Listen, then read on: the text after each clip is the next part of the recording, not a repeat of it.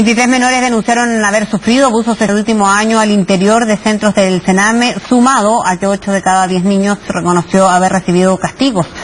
Son algunas de las cifras que reflejan la realidad de los residentes del Servicio Nacional de Menores y que queremos analizar junto a Marcelo Sánchez, el gerente general de la Fundación San Carlos de Maipo. ¿Cómo está? Bienvenido. Muchas gracias, Florencia. Bueno, Marcelo, primero comenzar con las cifras que la hemos conocido y la hemos detallado y desglosado además durante toda la semana, ¿no? Pero siempre quedan de manifiesto, o lo que hablamos incluso antes de lo que no aparece en un informe, que lo que demuestra, y lo conversábamos ayer también con la directora del Sename, ¿qué nuevo tiene esto, más allá de la crudeza de estas cifras? ¿Qué nuevo tiene cuando hace décadas está pasando esto en el Sename? A ver, yo creo que el primer análisis que hay que hacer es que este informe viene prácticamente con un sentido de oportunidad bien retrasado. Estamos hablando de que se concluyó el trabajo de campo en el mes de abril.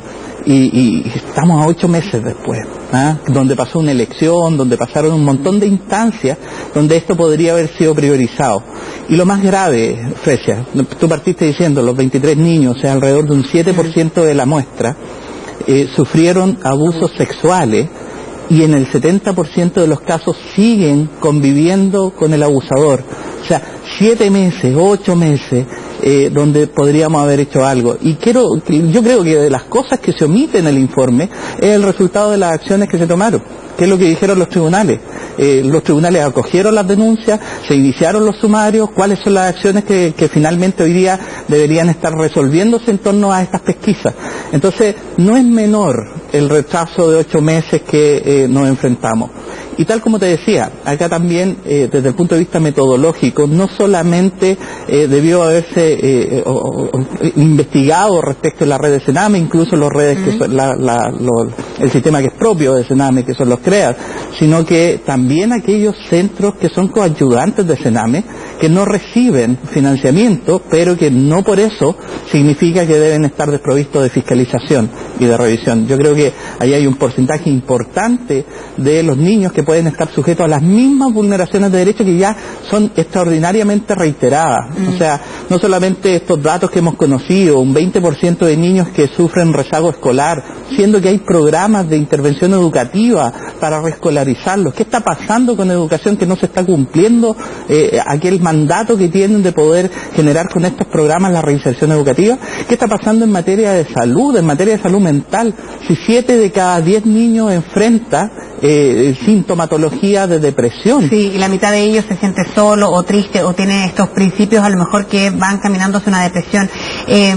¿Por qué las recomendaciones son prácticamente las mismas que se ha hecho antes y no llegamos a ningún lado más allá de comisiones investigadoras o estos informes que más allá de lo que se demoran, pero que quizás podrían sacar algo más, ¿no? Algo más de nuevo, una recomendación que cambie algunas figuras legales incluso? Sí, Frecia, lo que pasa, y el mismo informe, y yo también, esa es una de las ausencias que me llama mucho la atención, es que no se ha consignado la necesidad y la cobertura sobre la representación jurídica de los niños que están en el Sename, a quién los defiende finalmente, porque se habla de que las residencias dicen el 95% tiene acceso al juez, y los niños sostienen que 1 de cada 3 ha podido realmente reunirse con un juez. Y eso está en directa relación con la cobertura jurídica que tienen esos niños. Apenas el 25% de los niños en el sistema pueden acceder a un curador ad litem.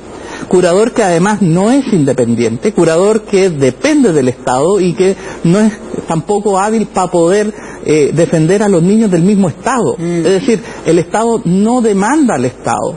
Situaciones como la de Daniela, ¿te acuerdas que fue el caso del tema del trasplante, donde estaba el Sename y estaba el Ministerio de Salud? Bueno, la exigibilidad del derecho a la salud de Daniela la podría haber ejercido el Sename jurídicamente contra el Ministerio de Salud. Sin embargo, no lo pueden hacer porque no cuentan con representación jurídica. O sea, lo primero, entre los cambios que más allá de lo que aconseje este tipo de informes o sus conclusiones, por ejemplo, habría la representación jurídica. Cambiándolo, eso sería un primer paso. ¿Por qué? Es un primer paso, pero no depende de que sea cualquier representación jurídica. Mira que la Subsecretaría de Justicia inició un plan piloto para atender a poco más de 1000 niños, que plan piloto que se tuvo que extender porque finalmente lamentablemente no están logrando los resultados. ¿Por qué?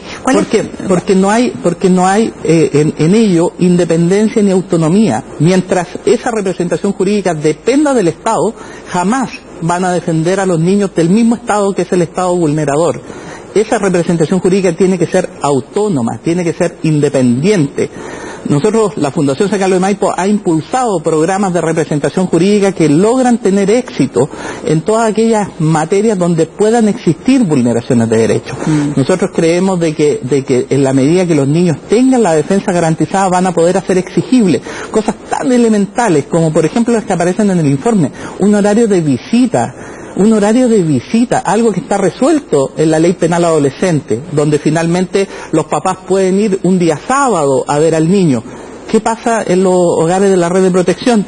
Ellos fijan los horarios y de repente un día miércoles a las 9 de la mañana, cuando la mamá, que a lo mejor es el único sostén de la familia, tiene que trabajar. Y si finalmente pierde la pega, el tribunal le dice, bueno, usted no es hábil para tener a su hijo. Es un círculo vicioso. Es un círculo vicioso. Entonces, el contar con un mínimo elemento, que es un estatuto que regule ese tipo de situaciones, debiera haber sido algo esencial y algo que se podría haber hecho durante estos años de la crisis. ¿Qué se podría haber hecho o adelantado o haber avanzado? Porque, ¿cuáles son los temas a lo mejor administrativos que tienen que ver con el personal de los hogares del Sename? Porque cuando pasa el tema del ISET, ahí surgieron varios temas, incluso a lo mejor vuelve a salir el tema propiamente tal del Sename, pero se habla de los castigos a los que son sometidos, como la contención física. ¿Por qué? Y por lo mismo eso puede provocar la muerte de un niño, que fue precisamente lo que pasó a Lisette. Entonces ahí van los trabajadores, que también se entienden las condiciones que ellos tienen que trabajar, la poca capacitación, los bajos sueldos y en fin, y otro círculo vicioso de nuevo. Entonces en eso, desde conocido de Lisette, que ya no me acuerdo cuánto, un par de años, y no se ha avanzado nada aparte de estos informes. No ha habido ninguna priorización respecto a un personal que es extraordinariamente relevante en este proceso, que son los educadores de trato directo, que principalmente son mujeres, tal cual lo presenta el informe.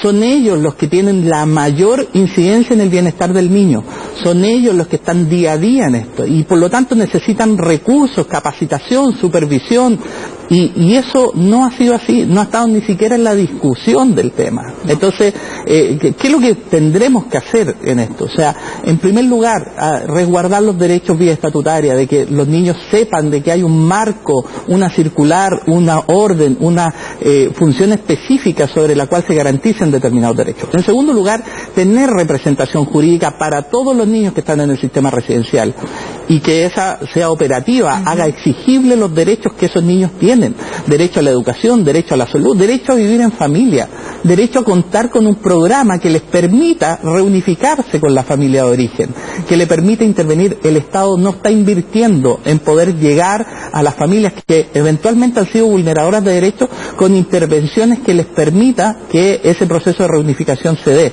Hay que avanzar en los mecanismos de exigibilidad. Uno de los déficits importantes que tiene, por ejemplo, el sistema de garantías de derechos ha sido que jamás ha pensado cómo hacer exigible aquello que ha fallado durante todos estos años en Sename, que es la acción que tienen que hacer todos los otros ministerios: salud, educación, vivienda, desarrollo social. ¿Qué debería ocurrir entonces, Marcelo, con la unidad de fiscalización? Yo creo que básicamente, un primer elemento es ampliar la muestra. Yo creo que no podemos tener un punto ciego en los centros que son coayudantes. Un segundo elemento, tener un marco establecido de determinados procesos y derechos garantizados al interior de la residencia, que se tienen que estar monitoreando y fiscalizando. Un tercer elemento, que esa unidad de fiscalización tenga y goce de mecanismos de autonomía e independencia para elaborar esos seguimientos, y tenga también, por supuesto, que los recursos para poder hacerlo. Y en tercer lugar, y lo más importante, trabajar en estándares, porque sin tener estándares de gestión, sin tener estándares de bienestar de los niños, sin tener estándares respecto de cómo debieran funcionar los centros, es difícil ejercer cualquier mecanismo de fiscalización preventivo. Tenemos que abordar la prevención, tenemos que preocuparnos de generar los espacios que eviten que sigan haciéndose o sigan sucediéndose este tipo de vulneraciones de derechos. Claro, porque con recomendaciones por algo hay que empezar, ¿no? ¿Se podría cambiar entonces el órgano que fiscaliza de los casos de abusos de menores? menores. De todas maneras, yo creo que acá el elemento fundamental es fortalecer este equipo, es darle independencia, darle autonomía, pero nada va a ser exigible y nada va a poder resultar en un cambio efectivo si es que tampoco garantizamos el derecho al acceso a la justicia a los niños. Y eso se logra con representación jurídica autónoma e independiente. Bien, cosas tan prácticas y concretas, ¿no? Como para ir viendo si hay un cambio en esta materia. Muchas gracias, Marcelo. Muchas gracias, Frecia. Encantado. Bien, nos vamos a una pausa en Es Noticia, ya regresamos, te esperen.